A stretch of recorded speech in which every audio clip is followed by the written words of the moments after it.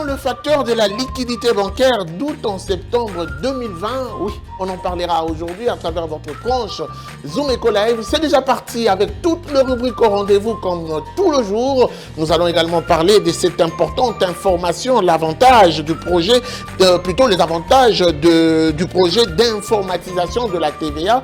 On donnera des précisions à travers la rubrique Les dossiers, mais avant tout ceci, nous allons d'abord vous donner la température des informations économiques en République démocratique du Congo. C'est donc parti avec les nouvelles en bref. Tout de suite.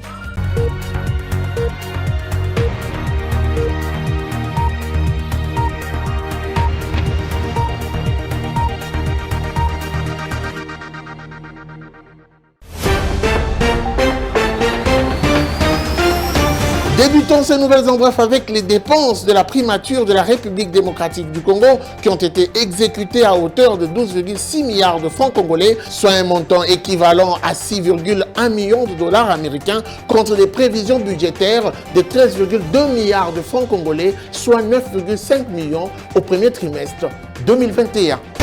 Nouvelle en bref encore, parlons cette fois-ci de la production de Kibali Gold au premier trimestre 2021 qui est estimée à 191 612 onces d'or.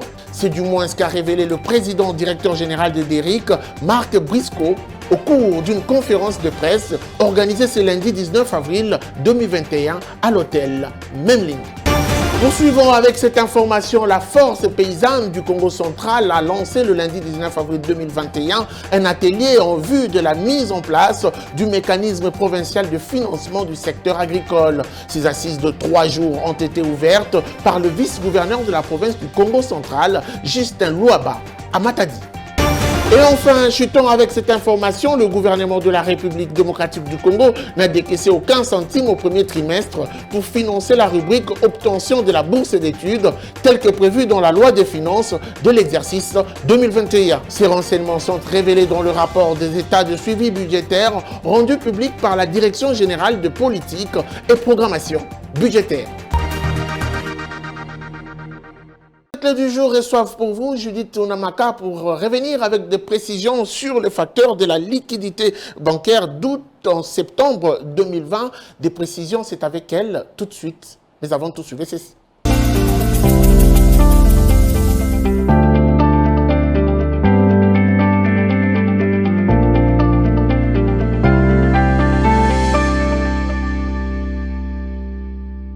Judith Onamaka, bienvenue. Merci Guy. Alors spécialement, vous nous ramenez quoi aujourd'hui? Indépendamment du cours de change, nous allons donner des précisions sur le comportement des facteurs de la liquidation, de la liquidité bancaire au cours du mois d'août à décembre 2020. On y va.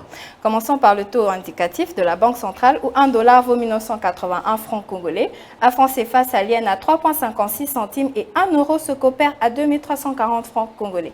Quant au marché parallèle, nous sommes basés particulièrement dans la commune de Bondal, Chibangu précisément, où 1 dollar se troque à 2000 francs congolais, un franc CFA revient à 3,66 centimes au moment où 1 euro vaut 2352 francs congolais. Alors parlons un tout petit peu de ce comportement de facteurs de liquidité bancaire du mois d'août au mois de décembre 2020.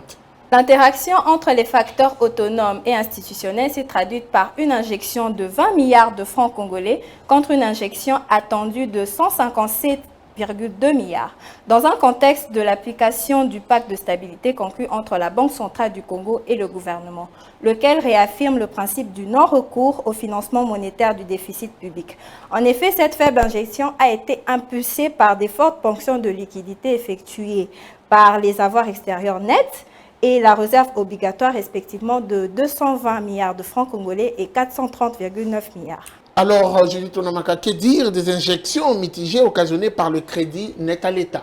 En vue de mitiger les effets des injections occasionnées par les crédits nets à l'État, les facteurs institutionnels ont opéré une ponction additionnelle de 136 milliards de francs congolais par rapport au niveau attendu de 145 milliards. Cette situation a été principalement consécutive à l'action de la réserve obligatoire, laquelle a occasionné une importante ponction supplémentaire de l'ordre de 293 milliards de francs congolais face au flux prévu de 137,1 milliards.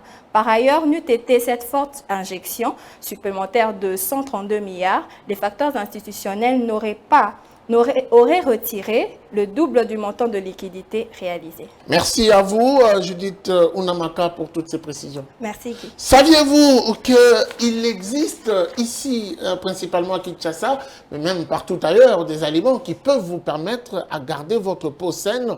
Oui, on en parle dans ce nouveau numéro Wenze avec Naomi Kandé. Zoom Wenze, c'est tout de suite. Suivez-moi tout le jour à travers Zoom Wenze sur Zoom Eco Live. Abonnez-vous sur notre chaîne YouTube. Zoom Eco Live, la référence de l'actualité économique en RDC. Bienvenue à tous. Votre alimentation joue un rôle vital sur votre peau. C'est pourquoi dans ce nouveau numéro de Zoom Wenze, nous vous proposons quelques aliments qui vous permettront de rajeunir et de garder une peau belle et saine. Sans plus tarder, commençons notre Wenze ensemble. Sur notre liste, vous trouverez une bouteille d'huile d'olive qui rend la peau douce et diminue l'apparition de rides. Ces produits se vendent à 5 000 francs. Un moupicou de carottes coûte 3 500 francs et 500 francs la pièce. Ces légumes protègent la peau contre le photovieillissement et le ride prématuré. Une tête d'ail essentielle pour tuer les infections de la peau coûte 200 francs. Nous avons le raisin qui coûte 5 500 francs. Les avocats permettent de garder une peau saine coûte 1 500 francs et 2 000 francs. Le curcuma, un ingrédient qui ralentit le processus de vieillissement, cela revient à 1 000 francs. Une pièce de tomate coûte 500 francs. Elle protège la peau contre le rayon UV et prévient les maladies cardiovasculaires. Riche en oméga 3, les poissons gras font partie de ces aliments essentiels pour la peau et aident au rajeunissement de cellules. Parmi ces poissons, nous avons 1 kg de mabundu à 7 500 francs et pour finir, 1 kg de tilapia revient à 5 000 francs. Merci de nous avoir suivis et retrouvons-nous très prochainement.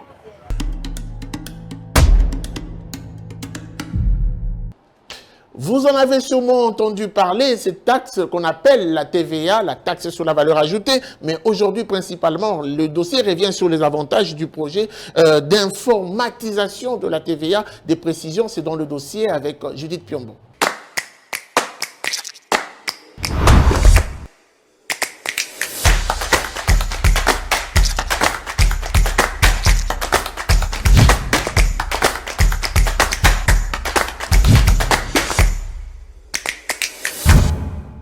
Voilà, Judith Piombo, bienvenue. Merci. Alors aujourd'hui, nous parlons de la TVA, une taxe sur la valeur ajoutée. Beaucoup l'utilisent, beaucoup la payent, mais seulement ne comprennent pas ses avantages. Quels sont les avantages liés à la TVA? La TVA, déjà, il faut commencer par expliquer ce qu'elle est parce que beaucoup restent encore ignorants à ce sujet. Oui. Elle est premièrement la première source des recettes fiscales et elle touche quasiment à toutes les opérations économiques. Et elle sert, cet argent récolté, c'est un impôt, allez-je dire, c'est un impôt indirect sur le marché commercial, c'est-à-dire que l'État ne récolte pas directement cet argent, il passe par les vendeurs qui récoltent et qui le gardent pour l'État. Et cet argent sert premièrement à répondre à certains besoins du pays, à l'interne du pays, et ensuite à... Quels besoins, par exemple l'éducation, la collectivité, s'il faut ne citer que ça. Avec la TVA, on peut financer l'éducation. Exact. Okay. Et à part ça, elle permet aussi de pouvoir payer les dettes publiques. Très bien. Alors, aujourd'hui, vous nous parlez plutôt de l'informatisation de la TVA. Qu'est-ce que l'on doit comprendre? Quels sont les objectifs et les missions? La mission de cette informatisation est de mettre au sein de la Direction générale des impôts, la DGI, un système d'information pour permettre de collecter et gérer les données de la TVA sur les opérations effectuées par les assujettis et via les dispositifs fiscaux économiques. Très bien. Alors, on se rend compte que c'est pour essayer de gérer en même temps ce coulage des recettes qui s'observe, puisque la TVA est payée, mais on a du mal à retracer tout ce qui est déversé ou versé à travers les différents comptes de l'État. Mais la troisième question qui me passe à l'esprit, quels sont les avantages de ce projet d'informatisation de la TVA? Ce système permet ou présente plusieurs avantages. Premièrement, il permet à l'administration fiscale de disposer des données relatives à la TVA collectées auprès des assujettis, notamment les transporteurs, les messageries, les télécoms et tant d'autres encore. En deuxième lieu, ce projet offrira la possibilité de maîtriser les données de la TVA collectées pour un effet dissuasif sur la rétention des impôts par les contribuables. Et en troisième lieu, ce système d'information aidera à élargir l'assiette fiscale. Quatrièmement, il contribuera à accroître la contribution de la TVA aux ressources de l'État. Et pour finir, ce système donc permettra aussi à la Direction générale des impôts à effectuer en temps réel un contrôle efficace et des déclarations fiscales des contribuables, de minimiser les fraudes fiscales et minorisation des chiffres d'affaires. Et donc la mise en œuvre de ce projet comprend la phase préparatoire, la phase de mise en place des infrastructures du système et de gestion des données de la TVA. Alors la grande question qui se pose, à combien revient le coût d'investissement du gouvernement pour ce projet, pour ne pas rentrer dans une logique où on verrait une dépense de plus, une dépense de trop? Le gouvernement a investi une somme de 4 295 000 $ sur une somme totale de 20 6 000 $ fixée pour la matérialisation de ce projet. Et donc cette indication est contenue dans le rapport d'activité de l'exercice 2020 qui a été publié dernièrement par le Bureau de la coordination du Congo. Merci beaucoup Judith Piombo pour toutes ces précisions. Merci à vous. Alors, nous allons poursuivre. Cette fois-ci, nous allons prendre notre invitée. Elle s'appelle Madame Irène Yoko. Avec elle, nous allons parler de cette plateforme de recrutement en ligne. Elle sera avec nous tout de suite. Nous avons tout suivi ceci. L'invitée.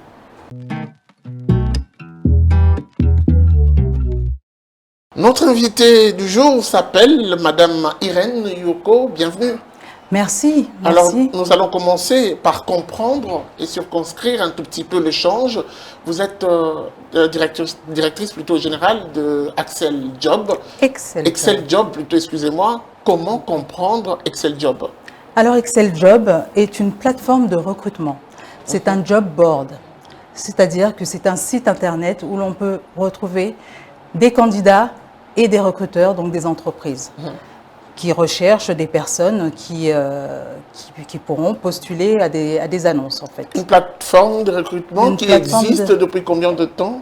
Ah ben, écoutez, là, on démarre. Nous démarrons. C'est encore en projet? Ah non, le lancement a été fait ce matin. Oui. Et c'est parti.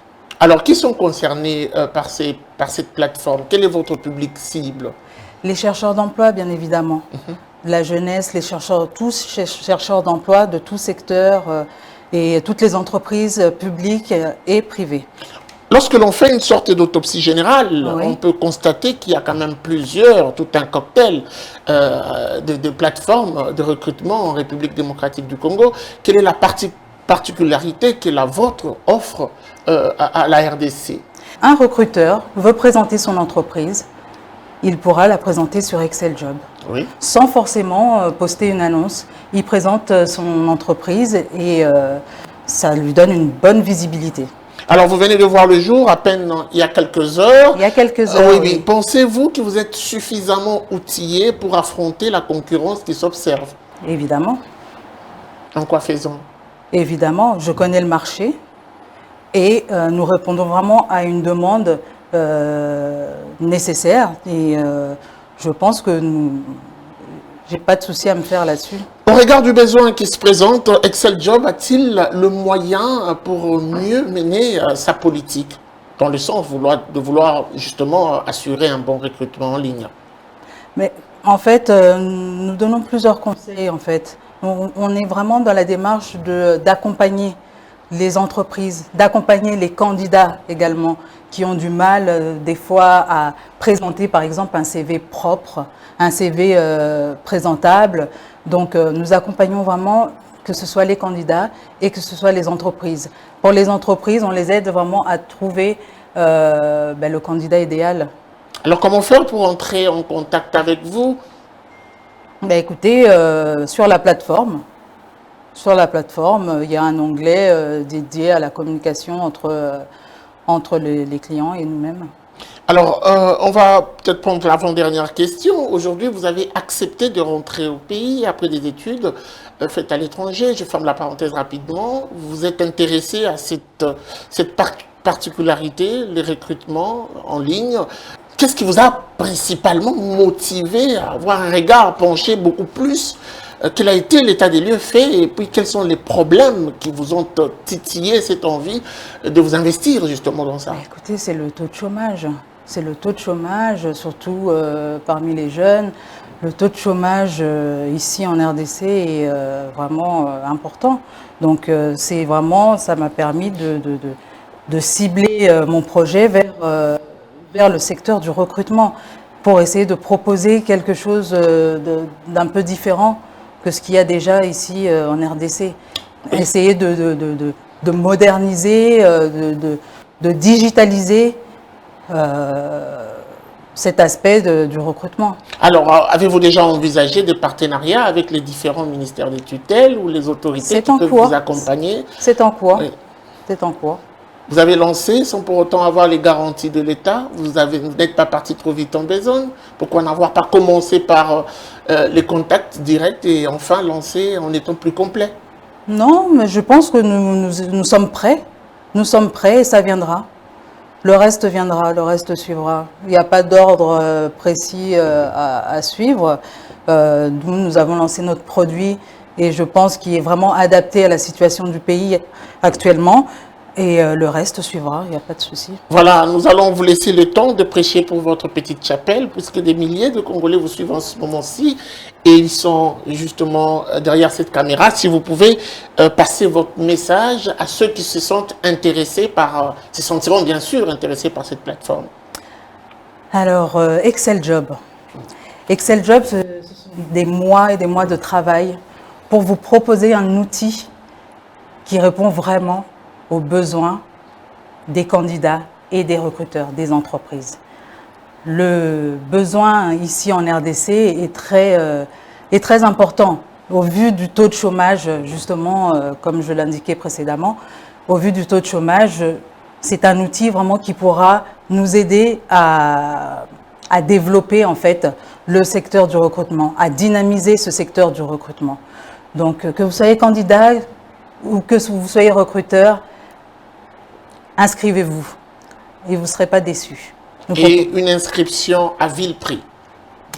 Ah, alors pour les candidats, c'est totalement gratuit.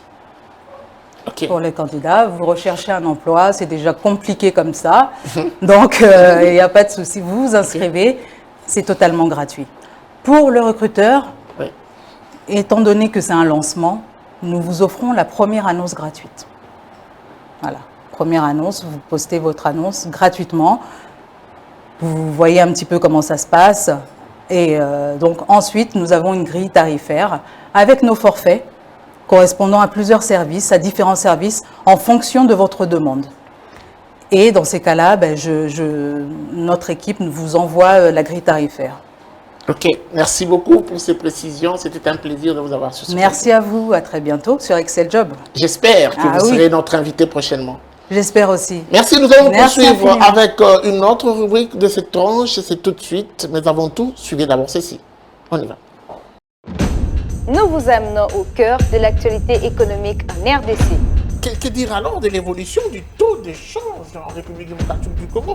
Il y a eu à noter une stabilité relative du taux de change. Tout savoir sur la conjoncture économique, les différents taux de change officiels et parallèles. Tout apprendre et mieux comprendre le rendez-vous économique, nous vous apportons plus de précisions. Enquête, analyse, dossier. Nous vous rapprochons de la réalité congolaise. Le Watt est un symbole de fierté pour la femme africaine. Sur ce sujet, nous vous souhaitons bienvenue. Entrepreneuriat et activités économiques, chez nous, faisons les marchés ensemble. Nous avons appris à être plus près de vous. Offrir à vos yeux ce qui est bon pour votre tête. Suivez-nous également sur nos différentes plateformes. Zoom Eco Live, la référence de l'actualité économique en RDC. Comment tirer profit de ce coup de pouce du Fonds de garantie de l'entrepreneuriat au Congo? On en parle justement à travers la rubrique chronique avec des précisions. Patrick Bomboka au rendez-vous. Tout de suite, la chronique.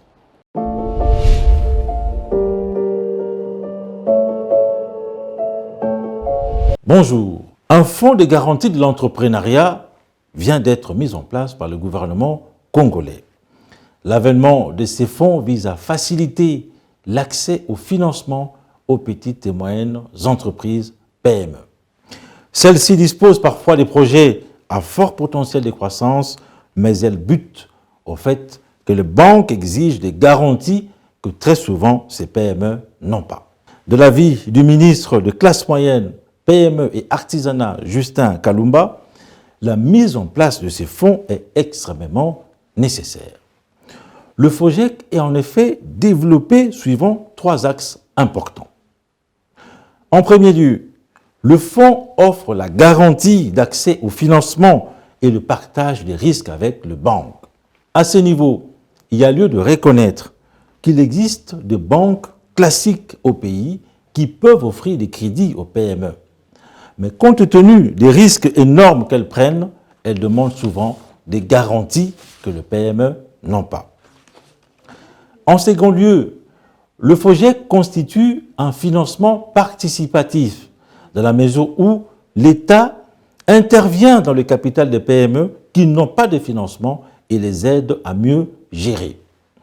Une fois la PME atteint la vitesse de croisière, l'État se retire pour laisser les bénéficiaires évoluer seuls. En troisième lieu, il y a la dimension de subventionnement. Ici, le projet peut ou ne pas faire l'objet d'un crédit ou d'un financement participatif, mais il peut être subventionné par l'État. Chaque province, à ce niveau, pourrait identifier un projet phare dans lequel l'État va injecter le fonds au titre de subvention. Comment tirer profit de ces coups de pouce de l'État congolais? Les structures étatiques, comme l'Office de promotion des petites et moyennes entreprises, OPEC, sont habilitées à offrir toute assistance aux porteurs de projets. Côté chiffres, au mois de février 2021, le fonds a encaissé une somme avoisinant les 500 000 $. Le gouvernement congolais projette de réunir entre 30 et 40 millions de dollars américains dans les 3 années à venir. Créé en novembre 2020, le FOGEC fonctionne sur base de mécanismes qui les rendent un peu plus souples vis-à-vis de la loi des finances. Et cela pour corriger l'échec du passé où en 1973, un fonds similaire a été instauré, mais dépendant totalement du budget de l'État. À cette époque, le fonds n'avait tout simplement pas fonctionné. Merci de nous avoir suivis.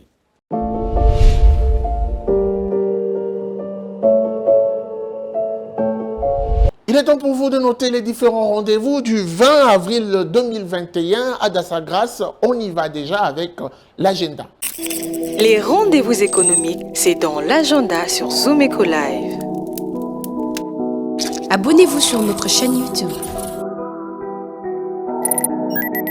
Zoom Eco Live, la référence de l'actualité économique en RDC.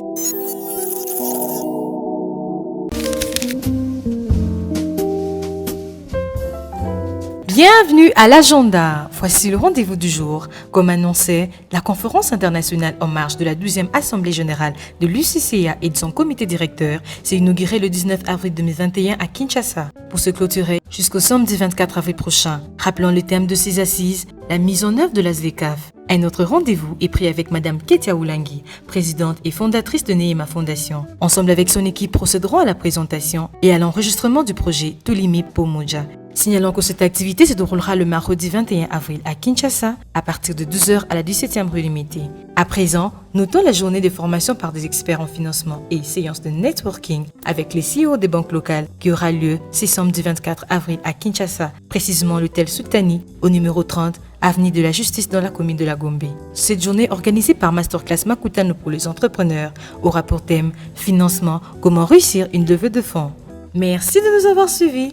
Au revoir. Article 15 du jour ouvre la porte à cet ancien fonctionnaire qui est devenu vendeur ambulant. Oui, face aux vicissitudes de la vie, il faut à tout prix se débrouiller pour gagner son pain quotidien. Il nous donne des précisions beaucoup plus. Il nous parle de son expérience à travers article 15. Tout de suite. Débrouillard jamais, jamais, jamais. Débrouillard jamais, jamais, jamais. Débrouillard jamais.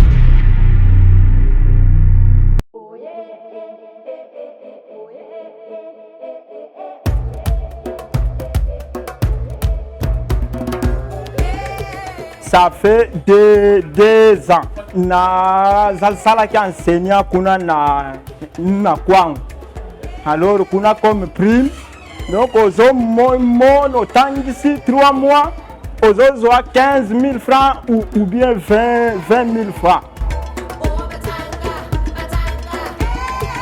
Que ça les locaux déjà 2 ans. Na mon que donc avantage ça par rapport à kuno tangi sa kozwa ka prime awa ozomona soki kopeza bien par mois okozwa ba 250 000 ba 300 000 francs. Alors avec oyo na baleli awa alors kuna pe na kwangwe tongeli nga ndako atol. Lelo nde pasi eza kopeza lisusu te po kopeza ezalaki arrivé 21h10 koteka en tout cas ezalaki bien mais lelo en tout cas kopozomona 21h juste babare kauki donc kopeza vraiment te.